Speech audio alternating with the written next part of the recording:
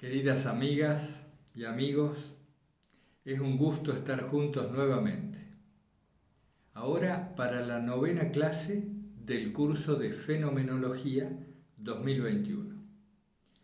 Vídeo que surge, cuyo contenido se basa en las consultas que ustedes nos han formulado desde varios días atrás. La primera que estamos debiendo tiene que ver con el tema de los pensamientos. Esta parte específica de la consulta dice: con respecto a los pensamientos deliberativos, quería consultar si son siempre disfuncionales o solo al llegar a cierto momento o punto. Es una muy interesante consulta.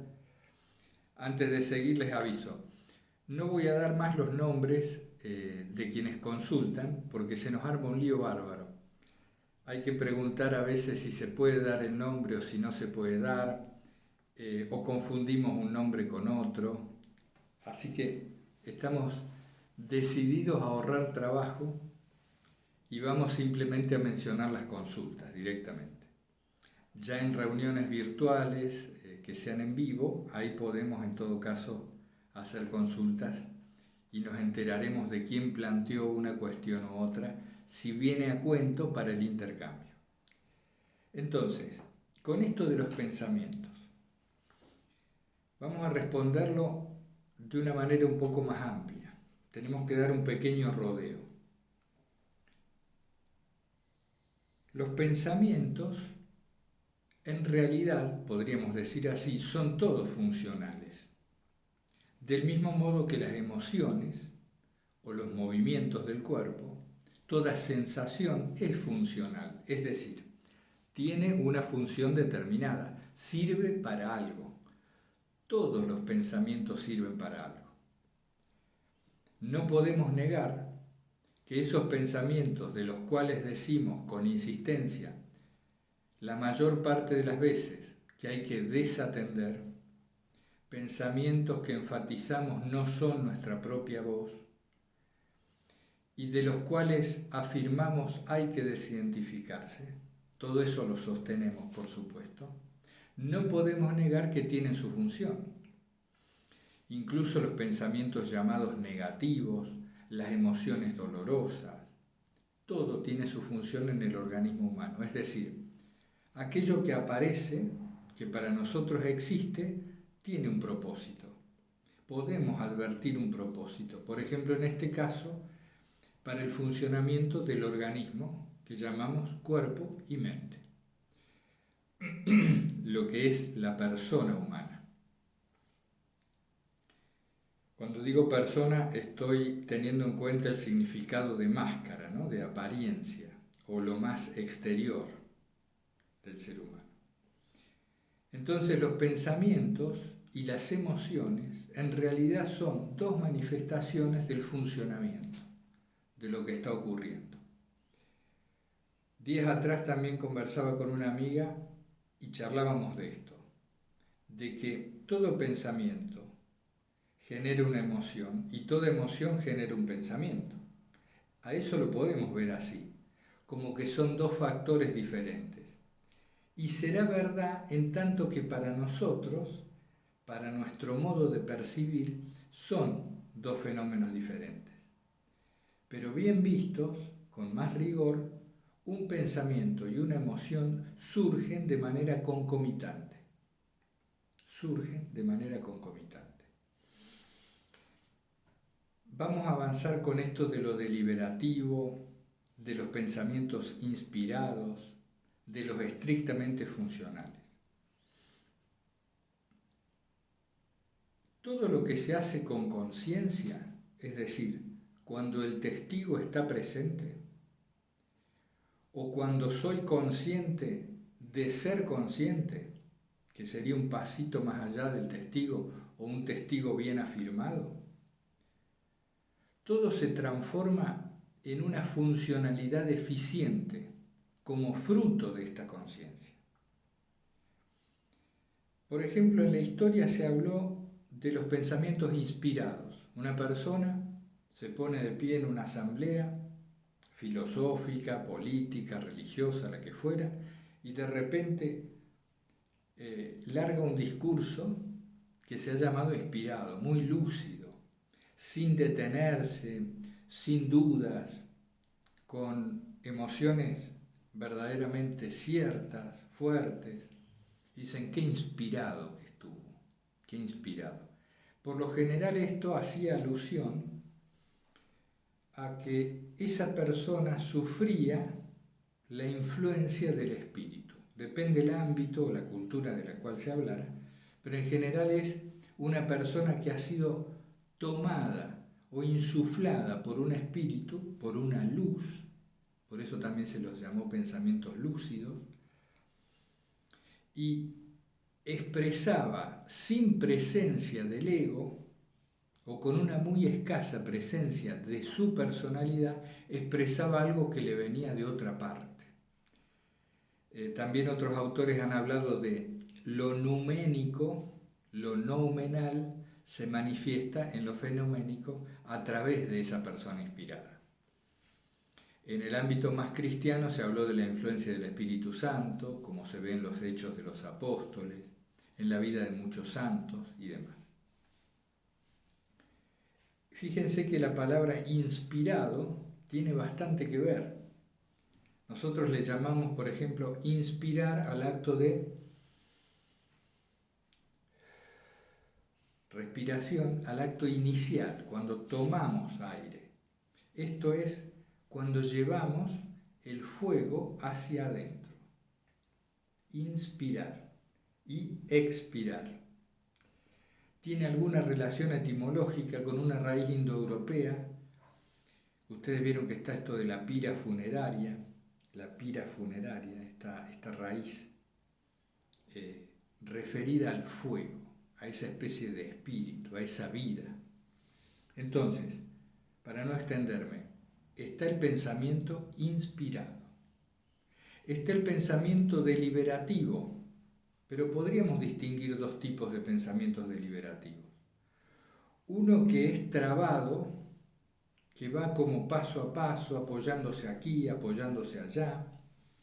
Vamos viendo si este factor se relaciona coherentemente con este otro. Por ejemplo, un profesor en una pizarra, habrán visto a veces, va señalando esto, señala aquello otro. Ese es un tipo de pensamiento deliberativo que sin embargo tiene una gran funcionalidad. El pensamiento deliberativo es cada vez menos funcional, entorpece el desarrollo de las cosas, cuanto más ego está presente. Esto del ego se refiere a cuanto más está la imagen de sí vinculada, entremezclada en el discurrir del pensamiento. Ahí tenemos una conclusión fácil para sacar y que podemos guardar en el cajón, tenerla en cuenta. Cuanto más imagen de sí está involucrada en la deliberación, en la construcción de los pensamientos, estos son menos funcionales. Ahora alguien podría decir, pero si has dicho que los pensamientos no son nuestra voz, si los pensamientos nos ocurren y nos suceden, como se ha dicho con insistencia en estos vídeos, ¿cómo ahora estás hablando de la deliberación en cuanto a construcción del pensamiento?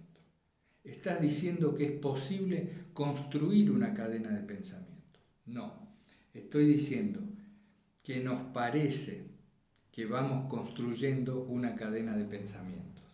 Nos parece, así se nos aparece fenomenológicamente. ¿Qué ocurre? Esto también nos pasa con la acción. Esto nos pasa con la acción y nos pasa con las emociones. Es decir, afirmamos siento tal cosa, pienso tal cosa, voy a hacer tal cosa. Y está bien que en la vida cotidiana nos manejemos de esta manera, si no sería difícil interactuar con los demás. Pero en el punto de la comprensión más íntima de lo que nos ocurre, somos conscientes, al situarnos como testigos, somos conscientes de que los pensamientos se van desarrollando en un ocurrir, en un transcurrir. Pero si lo vemos desde el punto de vista o desde el plano de cómo los sentimos o cómo se nos aparecen, es que estamos clasificándolos de este modo. Los deliberativos, los que son muy poco funcionales, más funcionales, aquellos inspirados y demás. En este sentido, los inspirados serían aquellos que el común de las personas, que todos nosotros, hemos aceptado con facilidad o con más facilidad que ocurren. Así, allí sí se acepta con más facilidad que los pensamientos no son la voz del que los emite. Ese sería el caso particular. Pero, ¿con qué nos podemos quedar, por ahora al menos? Con que mientras menos presencia de la imagen de sí hay, mayor funcionalidad tienen estos pensamientos o con mayor facilidad cumplen la función para la cual parecen surgir, para la cual parecen haber surgido. ¿Cuál es la función de los pensamientos? ¿Se acuerdan? Por un lado, digerir las vivencias. Esos serían los pensamientos divagatorios. Los podemos situar casi en el plano más bajo, los divagatorios. Uno va caminando y dice, sí, porque ella me dijo, porque no sé qué voy a hacer con esto, ya vamos a ver, ese run, ese rumiar constante, el famoso diálogo interno, subterráneo, para ordenarnos, digamos, pensamientos divagatorios. Debajo de eso, ya que estamos, lo digo, estarían esa suerte de pensamientos hipnagógicos muy similares al sueño onírico. Ya prácticamente es estar soñando con los ojos abiertos, que se manifiestan al salir del sueño, al entrar en él, cuando a lo mejor ustedes estamos apoltronados en un sillón después de comer y alguien prende el televisor o se pone uno a ver una película y se distrae, dice, me distraje de la película.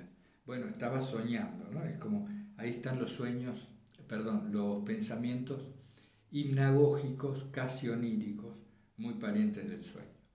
Entonces, tenemos eso, arriba ponemos los divagatorios, mera digestión de contenidos psíquicos, subiendo un poquito más podemos poner los deliberativos con todas sus variantes o categorías, desde los más rudos, los más trabados, por este bloqueo que el ego pone en su funcionamiento, hasta los más lúcidos, como podría ser un académico que conoce muy bien del tema, se sitúa en un punto y le da para adelante. Podrían ser deliberativos, y después están los pensamientos que llamamos inspirados, ¿no? Pero recuerden, todo esto es un modo de clasificar lo que se nos aparece. Y estos pensamientos más elevados, un poquito más elevados por así decir, ¿qué función cumplen? Bueno, también digieren las vivencias, pero lo hacen de un modo más complejo, tratando de generar un campo nuevo de vivencias que sea apto para ese organismo. Entonces, cuando un filósofo discurre y genera toda una teoría, una nueva hipótesis de la vida humana, y lo plasma en un libro, ¿qué está haciendo ese filósofo? ¿Qué están haciendo esos pensamientos? Están tratando de generar un nuevo ambiente para procesar las experiencias de ese organismo y de su especie. Están intentando construir un esquema que les sea más útil que los que ha venido usando hasta ahora.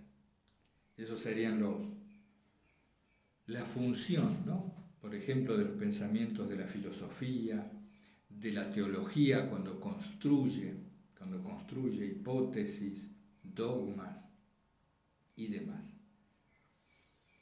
Si tuviéramos que aspirar a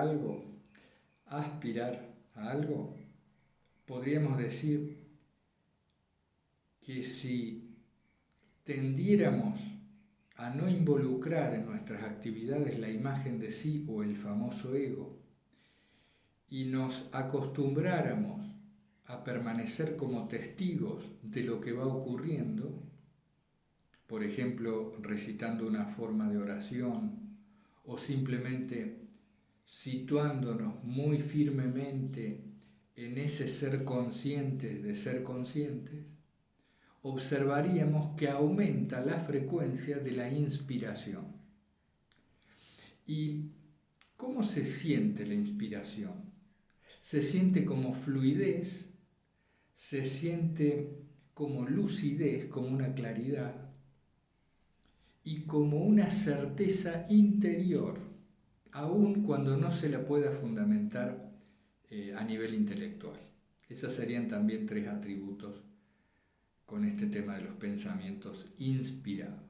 Es un tema que da para un curso entero, pero creo que con esto respondimos un poco la consulta y va a suscitar seguramente de ustedes nuevos intercambios.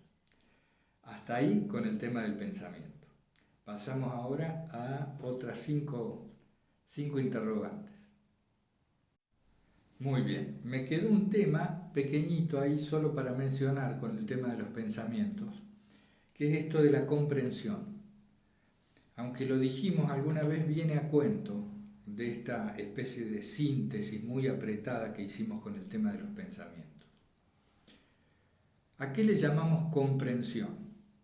Como a todo, a una sensación. Como a todo, a una sensación. Ya sea una forma o una sensación, es decir, una forma en el cuerpo, a todo esto lo derivamos de una sensación. El árbol, ¿se acuerdan? Ver decir, ese árbol es también una sensación en mí. Si no, no podría yo estructurarlo como tal.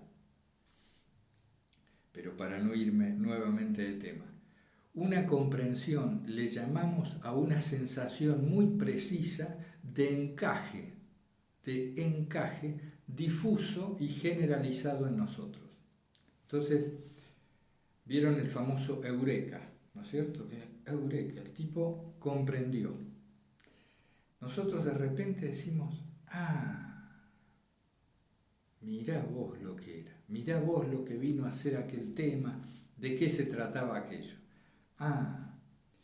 Y en ese gesto y en esa expresión de alivio se manifiesta este encaje, este coengranamiento de un montón de piezas interiores que podemos clasificar como sensaciones, representaciones, emociones y lo que ustedes quieran.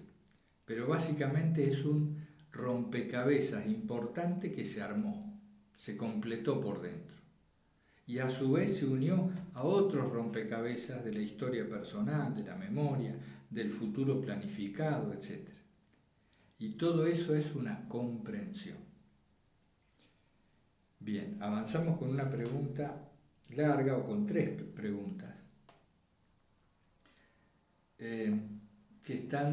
que viene de otro participante.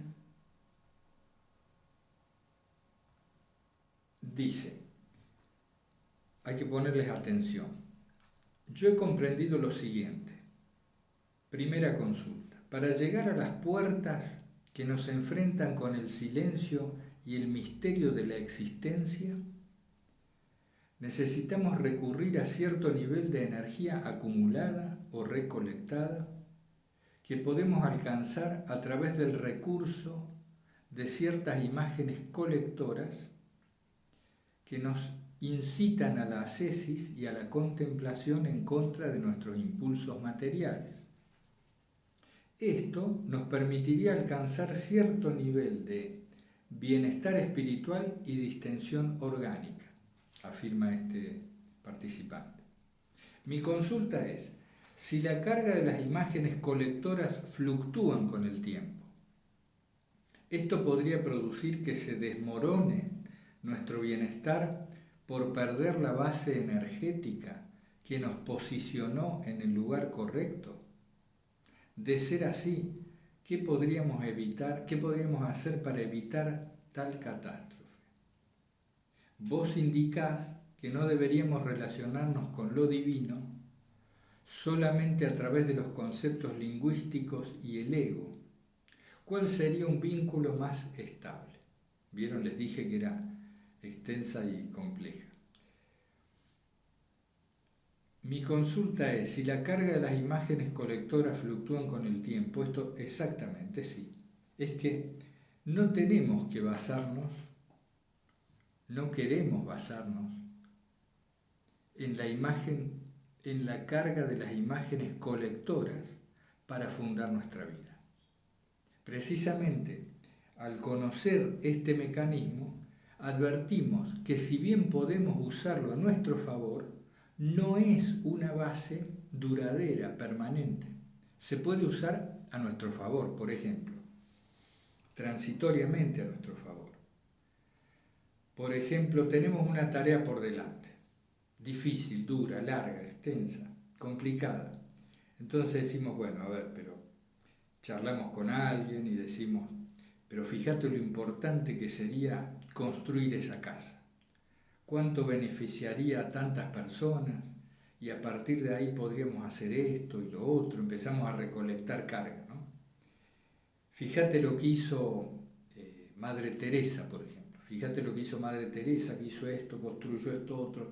Podríamos seguir su ejemplo en esto y empezamos a recolectar carga. Y acordate cuando nosotros mismos en el pasado hicimos tal cosa, bueno, y ahí se genera una imagen con mucha carga energética y vamos adelante.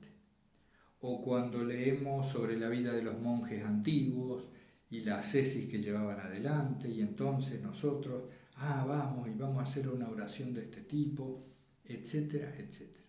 Pero esto no es una base permanente, solo puede ser útil transitoriamente porque, como bien dice el consultante, después cambian las circunstancias.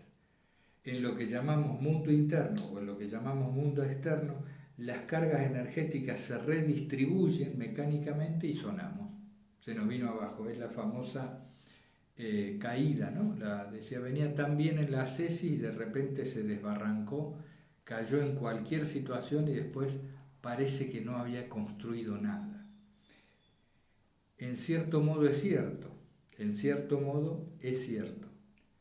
de que no había construido nada cierto. A pesar de eso, la memoria de esa adquisición, la memoria de ese proceso le va a servir. Entonces, ¿qué podríamos hacer para evitar tal catástrofe? ¿Qué podríamos hacer? Precisamente lo que estamos haciendo. La única respuesta que hemos encontrado es lo que estamos haciendo. Por una parte, filocalía, para quienes seguimos ese camino de fe o ese camino religioso, pero por otra parte, y más allá de la creencia religiosa, el camino de fenomenología es el que a nosotros nos ha servido y nos sirve hasta el día de hoy. De construir los automatismos para encontrar lo que no es automático.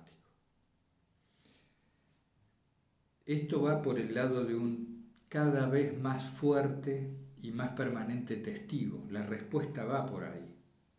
Pero para que este testigo se instale y crezca, necesitamos estas comprensiones que poco a poco te van dejando libre de algunos mecanismos por el solo hecho de haberlos comprendido realmente en su raíz.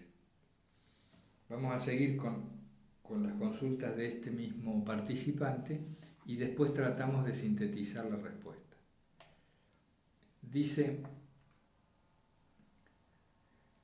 todas van a lo mismo, aunque él va tocando distintos puntos. Dice, entiendo que la memoria se sustenta principalmente en el lenguaje como estructurador de los conceptos que ordenan lo percibido, contextualizando lo que luego es recordado. Es verdad. De ser esto así, y acá va lo central, la experiencia de lo innombrable e inmaterial no podría ser comunicada, ya que no podemos conceptualizarla. ¿Es cierto? La experiencia de lo innombrable o inmaterial no puede ser comunicada. Toda comunicación que se haga de aquello es una traducción caída, una sombra que efectivamente la memoria organiza para traducirla a la experiencia actual. Pero si alguna vez tenemos la bellísima experiencia de percibir la gracia de la divinidad, atiendan bien porque esta parte es la más importante del asunto. Pero si alguna vez tenemos la bellísima experiencia de percibir la gracia de la divinidad, ¿podríamos recordarla? ¿Cómo encajaría dentro de una memoria estructurada sobre el lenguaje? ¿Podría existir otro nivel de memoria no conceptual? 3 consideraciones, a ver si nos vamos ayudando mutuamente. La bellísima experiencia de percibir la gracia de la divinidad. ¿Podríamos recordarla? Al percibir la gracia de la divinidad, dicho así, no habría un yo, un quien la perciba. Porque en esa instancia, y todo esto es conceptual, es intelectual por supuesto, en esa instancia no pueden convivir. Nadie puede ver a Dios a la cara, por decirlo así, y seguir existiendo. Al menos en ese momento. En ese momento no puede haber un yo y Dios. Y yo percibo a Dios.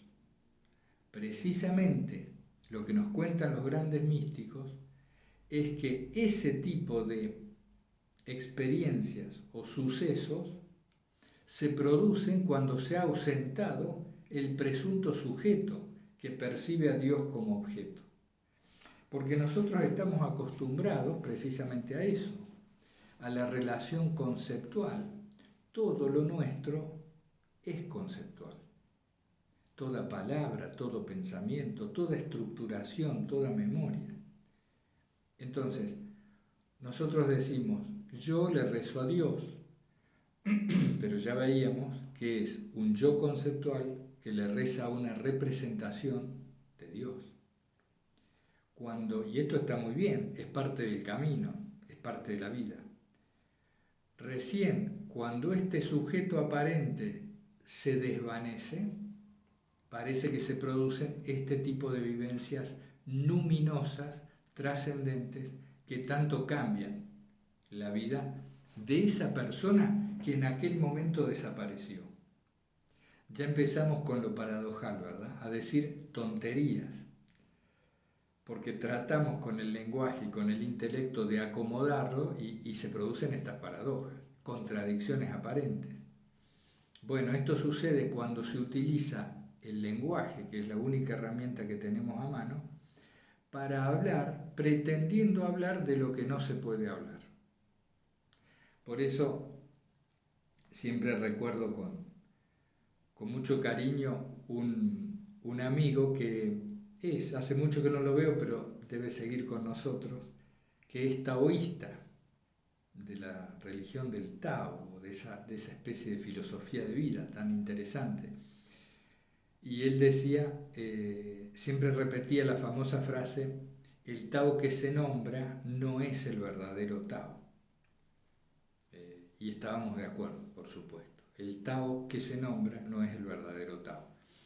Como decíamos días atrás, todo lo que decimos sobre Dios no habla de Dios, o no se puede decir nada sobre Dios, sino acerca de lo dicho sobre Dios solamente.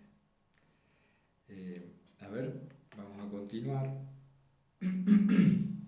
Me dicen después, si queda claro, si faltan cosas. Para eso hacemos este tipo de vídeos en base a consultas, para irnos entre todos sacando lo más que se puedan las dudas. Si es que las dudas tienen un fin, hay quien dice que no tienen fin, y creo que tiene razón. Pero bueno, vamos poco a poco. ¿Cómo encajaría dentro de una memoria estructurada sobre el lenguaje? ¿Podría existir otro nivel de memoria no conceptual? Un tipo de memoria no conceptual. Lo vamos a examinar, vamos a consultar, porque también el participante me pide bibliografía y demás. Lo vamos a ver con más detenimiento, porque en principio pareciera que sí, que hay una memoria no conceptual. yo la veo relacionada a eso que se llamó la hipóstasis en otros ámbitos, la singularidad única que cada uno ha traído a esta existencia. Intuyo que hay un tipo de memoria no conceptual, otros la relacionan con la memoria colectiva. Sin embargo, tengo reparos con eso, porque toda memoria implica un ente o un sujeto en el cual esta memoria se asiente. Y entonces, si hay un sujeto, se invalida todo lo anterior. Una memoria no conceptual, yo podría decir, claro, está la memoria del corazón, por ejemplo. Está bien, pero estrictamente hablando también es conceptual. También es conceptual. Aunque uno la siente muy distinta a esa memoria del corazón. Suele ocurrir con frecuencia que hay dos personas que se conocen y dicen, qué sensación extraña, como si siempre te hubiera conocido, como si nos hubiéramos visto anteriormente cuando no ha sido así. Hay todo un tipo de cuestiones ahí, pero no quiero meterme sin tener algo para aportarles. Es decir, en otras palabras, no quiero gastar mucho tiempo del video simplemente divagando, aunque a veces uno lo haga sin querer. Al menos conscientemente no quiero hacerlo. Vamos a continuar y sé que este tema queda pendiente, ahí queda para explorarlo más, mucho más. Todas estas consultas tienen mucha amiga, como dicen en España. Entendí, dice en un tercer párrafo, entendí que al menos una de las finalidades del organismo, o lo que hemos llamado maquinaria del humano, es lograr un equilibrio, una distensión de las cargas del sistema, si entiendo bien. Esto iría desde descomprimir los impulsos más primitivos que nos excitan como el alimento, el sexo, el poder, etc., ya sea por su consumación o por derivación energética a través de la comprensión, hasta equilibrar sistemas más complejos como las cargas emocionales relacionadas con la imagen de sí.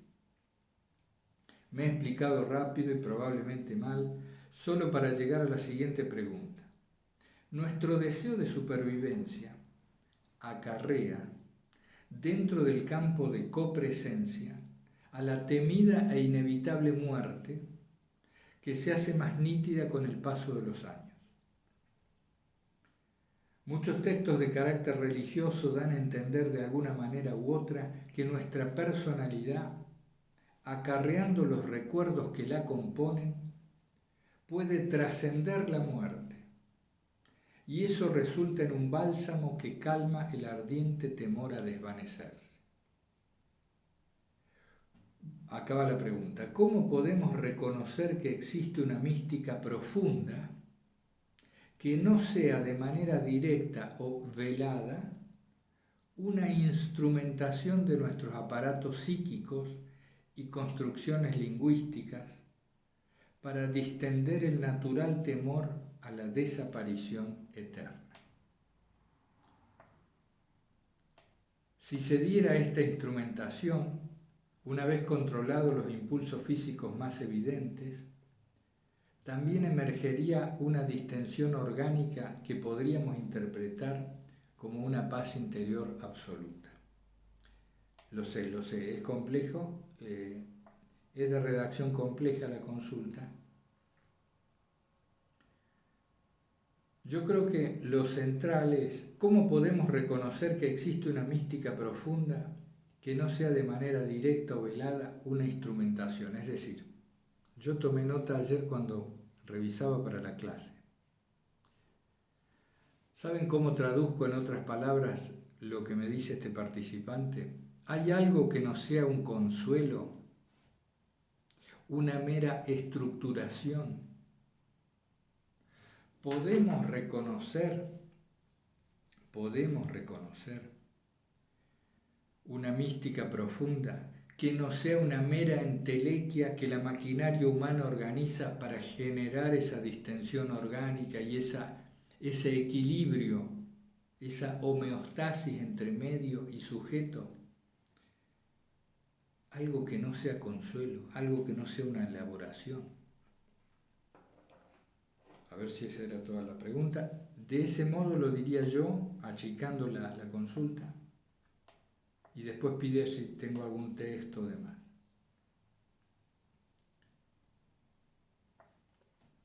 ¿Podemos reconocer que existe una mística profunda que no sea de manera directa o velada?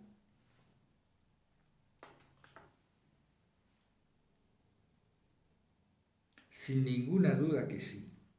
Sin ninguna duda que sí. Podemos reconocer la existencia de lo totalmente otro que escapa a toda conceptualización, que va más allá de toda estructuración. Fíjense, podemos reconocer la existencia de algo que no es forma y que tampoco es no forma, que no es la nada y que no es el todo, que está más allá de cualquier tipo de cosa. Podemos reconocer eso. Ahora, esta persona me puede decir, ¿cómo? La respuesta que puedo darte con mayor sinceridad y a la vez mayor certeza, eso se reconoce en lo íntimo del corazón. ¿Puedes fundamentarlo? Se me diría. No, porque toda fundamentación sería hilvanar un concepto sobre otro, como vimos el otro día. Yo empezaría a darte formas y nombres, que es todo lo que hacemos constantemente, pero nada vendría en apoyo definitivo de ninguna explicación, porque estamos dentro del texto. Hay un filósofo, creo que es Derrida, que dice, nada hay fuera del texto. Está hablando del lenguaje y de cómo el mundo que vemos y que representamos es el lenguaje, un poco en la misma línea de tus afirmaciones durante la consulta. Nada hay fuera del texto, es decir, mientras estamos acá interactuando, todo lo que podemos afirmar cae dentro de lo explicativo, de sacar fuera de nosotros los pliegues interiores. Es decir, todas son palabras, todos son conceptos. No hay nada en nuestra relación que no sea conceptual. La que tienes con tu hijo, con tu esposa o esposo, con tus amigos. Incluso, como decíamos, desde el punto de vista de fenomenología, nuestra relación con Dios es de un concepto a otro concepto. Ahora, si andamos en estas cosas, esto es importante, si andamos en estas búsquedas, en estos temas, si como muchos de ustedes incluso han consagrado su vida en un monasterio o a una búsqueda permanente a través de distintas formas, buscando eso trascendente, buscando al Dios, buscando lo uno, buscando la inmortalidad, la felicidad profunda. Si andamos en esto, es porque hemos tenido ya la experiencia de eso que no es conceptual. Ya hemos tenido la experiencia de eso que no es conceptual. No se puede buscar lo que no se conoce. No se puede buscar lo que no se conoce. Esto, si ustedes están en desacuerdo, háganmelo saber, lo discutamos. Es muy importante. Nos afirma en la verdadera búsqueda.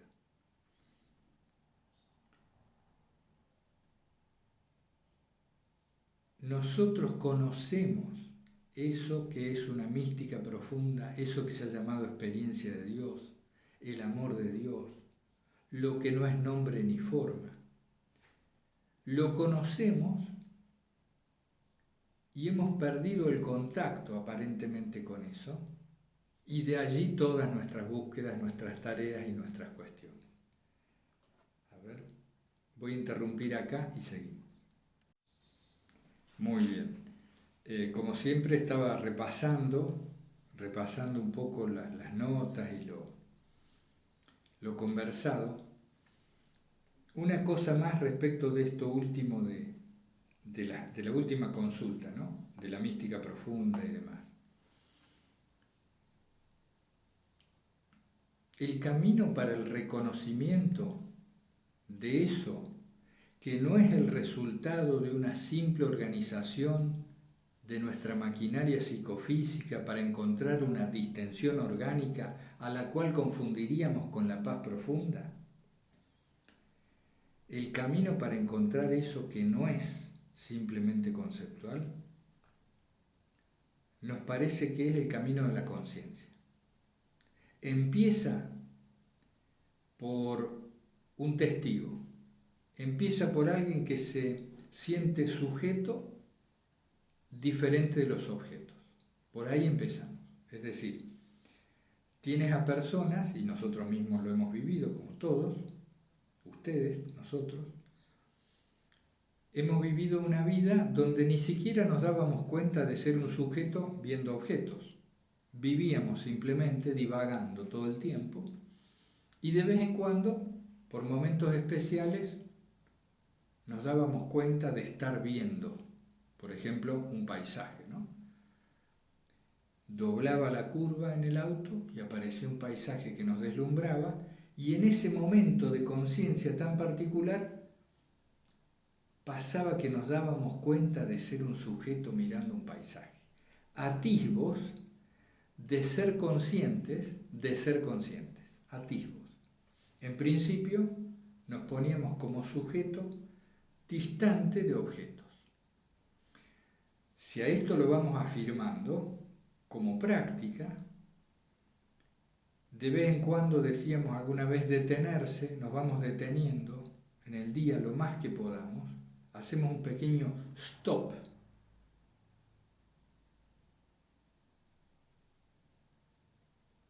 Ahí está. Hacemos un stop y somos conscientes de que estamos viendo objetos, de que hay una distancia y de que somos el sujeto. Cuando esto se afirma y uno se acostumbra, se instala lo que llamamos el testigo, que es como lo podemos traducir como una especie de cámara o de mirada que está más atrás, que observa los objetos, que observa a un sujeto que mira los objetos.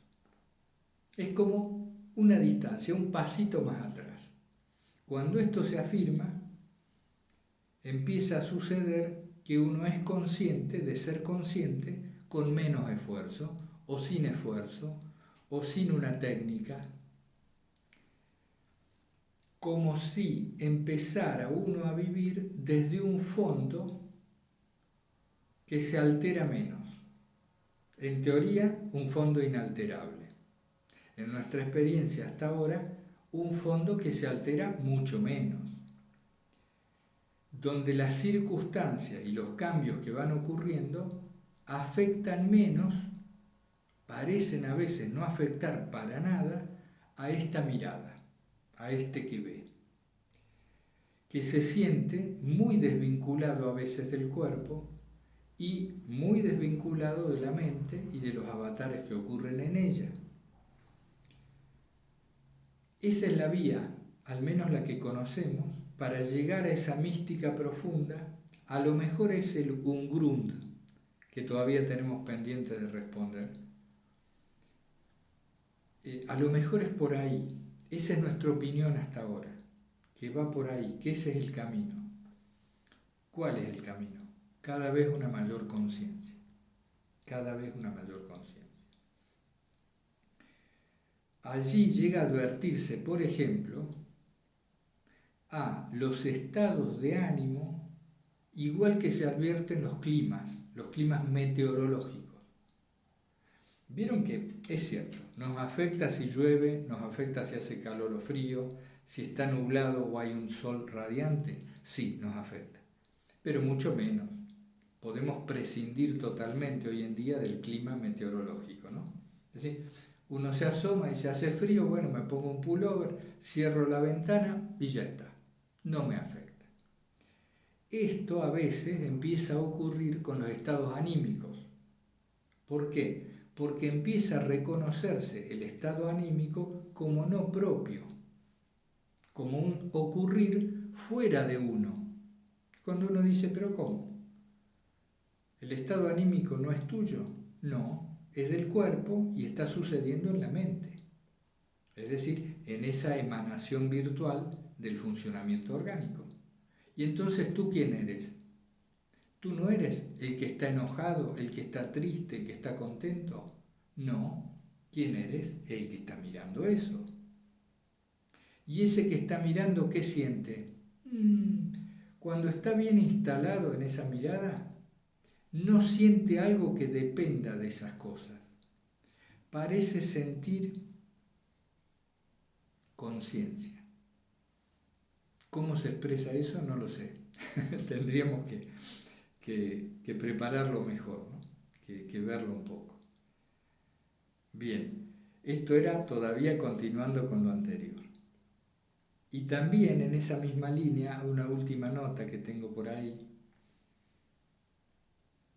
Fíjense, amigas y amigos, esto de fenomenología empezó, y sostenemos, diciendo que tenemos que deconstruir, desarmar los mecanismos, los automatismos que nos arruinan la vida, en palabras simples.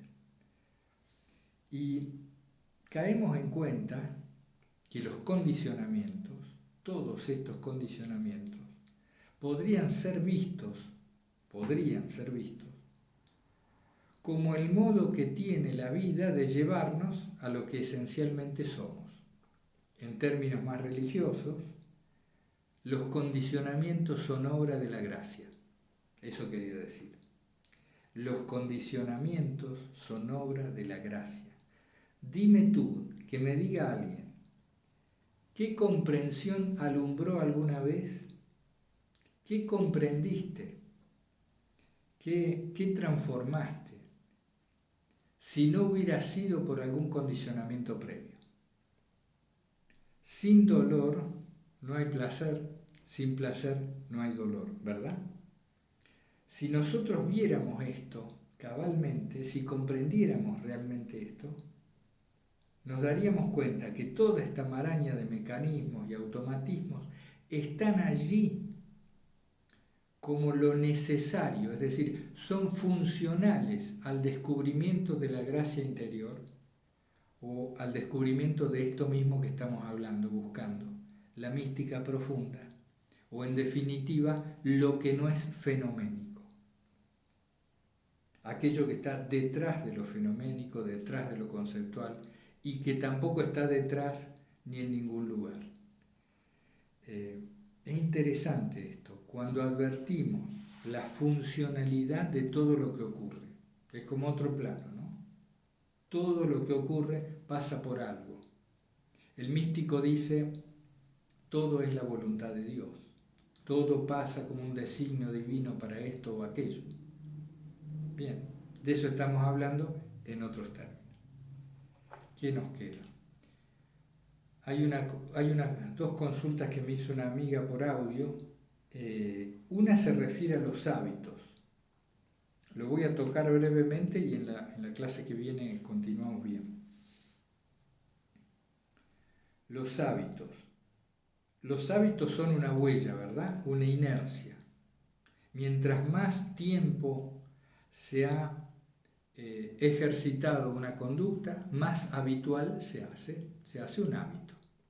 Recién cuando hablábamos de la memoria me quedó por comentarles. Todo objeto tiene memoria. Toda persona, todo objeto, toda cosa. Y hasta toda representación tiene en sí una propia memoria de su misma aparición. Pero ahí ya me compliqué, después lo vemos en otro momento. Ustedes agarran una hoja de papel, lisita, nuevita, recién comprada, una hoja de papel. La doblan por 3 segundos y la desdoblan. Y ya tiene memoria, ya le quedó la memoria del doblez. ¿Ven? A la hoja le quedó la memoria de esos 3 segundos de haber estado doblada. Entonces, ¿qué hacemos? La alisamos para que no se note. Mirá, era tan lisita la página y ahora está doblada, tiene una marca. Y esa memoria empieza a irse, ¿no? Un poco, pero quedó la marca. Entonces traemos una plancha y le pasamos, ¿no? A lo mejor, se me ocurre, y ya queda muy poco marcada. Alguna memoria queda.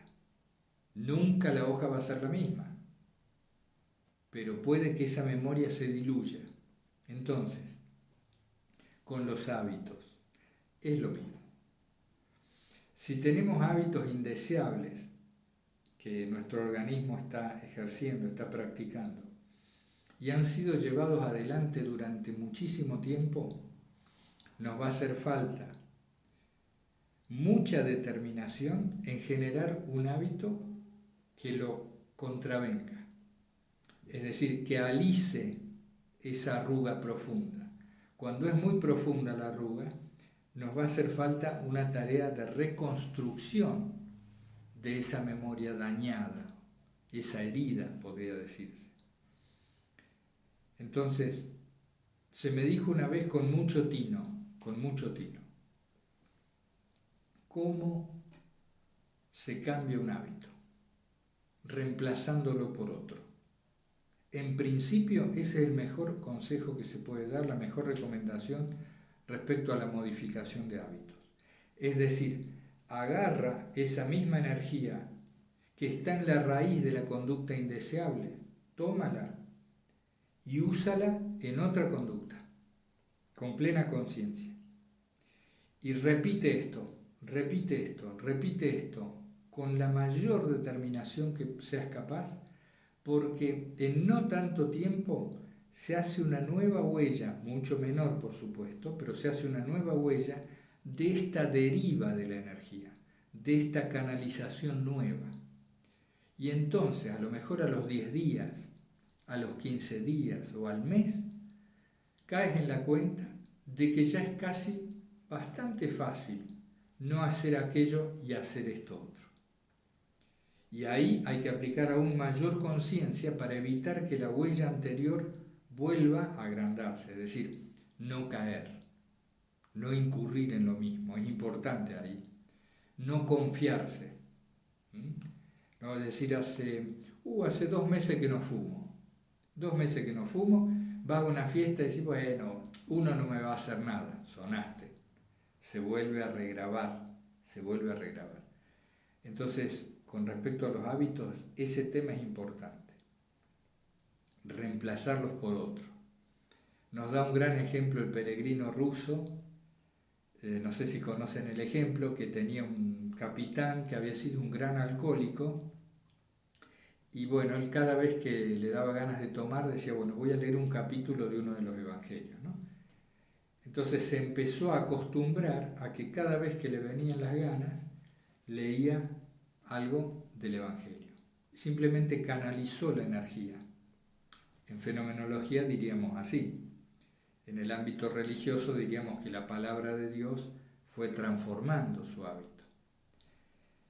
Pero simplemente aquí decimos recanalizó la energía y se acostumbró a ello.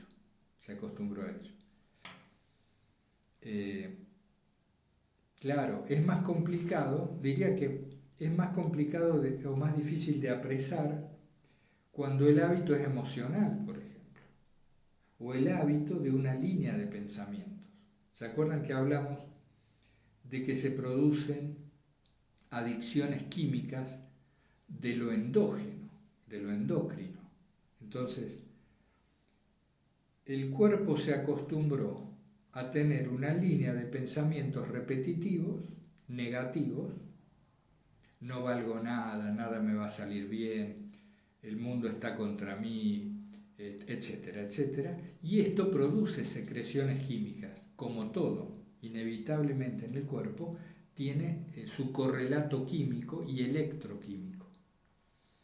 Entonces de esto se hace una gran adicción, una muy fuerte adicción, que es lo que desde la psicología se dice: a esa persona le gusta sufrir.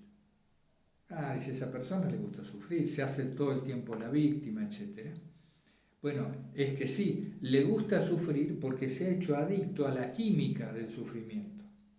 Adicto a la química del sufrimiento. Estos hábitos son tan difíciles de extirpar, o más, que el dejar de fumar cigarrillos, por ejemplo. ¿Y cómo se hace? Del mismo modo. Del mismo modo. Hay que agarrar, en este caso, si es el caso del pensamiento, a hacerse un pequeño discurso de 2 o 3 renglones que sea una línea de pensamientos positivos. Por ejemplo, Dios me va a ayudar, mi vida tiene sentido, voy a salir adelante porque tengo un destino, etc., ¿no? Depende el paisaje cultural de la persona. Y a esto te lo pegas en todos lados en la casa, te lo grabas en audio, ves vídeos, lees libros, conversas con gente que esté todo en la misma línea de esos hábitos. Es decir, te empapas de lo opuesto. Y más tarde o más temprano, si tienes la decisión profunda y la comprensión de que son meros pensamientos, una mera química que debes modificar, si ya te diste cuenta que no es tu propia voz, entonces te aplicas como sobre objetos. Te aplicas a los pensamientos negativos del mismo modo que a un mueble que quieres lustrar, pintar y restaurar. Y le das por ahí. Es decir, ¿qué es lo imprescindible para cambiar hábitos interiores, tales como pensamientos o emociones negativas? Lo imprescindible es tomarlos como objeto, que no es el sujeto, tomarlos como objeto de tu intención, de ese deseo profundo de cambio que encuentras en el corazón, y abonar por allí una nueva huella. Muy interesante el tema, da para mucho. Continuamos. Bueno, amigas y amigos, para no hacer tan extenso el vídeo, que ya lo es, 2 o 3 consideraciones breves. ¿Cuándo debería uno participar de ver este tipo de videos o participar de este curso? Como en todas las cosas, si uno siente una profunda afinidad, si uno se siente en cierto sentido llamado a ello, o si le parece que le está siendo útil o le puede ser útil, y punto. Ahora, alguna gente me dice: para mí es muy complicado. No hay problema, pero no te apartes por lo complicado, apártate si sientes que no te sirve. Porque si nos referimos a la complicación de las palabras, que a veces se arman frases un poco que hay que parar y volverlas a leer o a escuchar, nos dices, nos comentas, formulas las preguntas que hagan falta y tratamos de decirlo de un modo más simple. A veces se nos estructura el discurso de una manera complicada porque por ahí así lo hemos recibido o porque es el modo de funcionar, pero tenemos la disposición de bajarlo y de aterrizarlo al lenguaje más simple que podamos, que será mucho mejor que el complicado, para todos. Lo que pasa es que, bueno, en estas cosas por ahí se nos da de esta manera, ¿no? Pero sin duda, que la verdad es absolutamente simple y distante de cualquier discurso muy complicado, muy estructurado. Es como si abordáramos la búsqueda por distintas vías. Y esta vía de la comprensión profunda de los mecanismos que nos condicionan nos ha servido mucho. Y particularmente nos sentimos llamados a transmitir esto. que nosotros recibimos como un puro don de la gracia y bueno, esperamos que sea útil. Entonces tenemos este tema. ¿Qué otro tema? Estoy trabajando muy de a poquito en la transcripción de las clases y esperamos para más o menos julio, agosto tener ya editadas más o menos unas 30 para que las podamos leer. ¿A qué iba con este comentario? A que es necesario muchas veces repasar los vídeos. En esto, y puede ser importante, porque por ahí se quedan conceptos sueltos que hacen como un hueco en la línea de comprensión. Bueno, no, creo que era eso nada más. Les agradezco enormemente las consultas y ténganme paciencia que me quedan varias. Pero formulen las nuevas, no hay problema, porque a veces vienen a cuento y organizamos una clase en función de esas consultas. Muchas gracias por la paciencia, por la comprensión. Les mando un abrazo fraterno a todos, invocando el santo nombre de Jesús.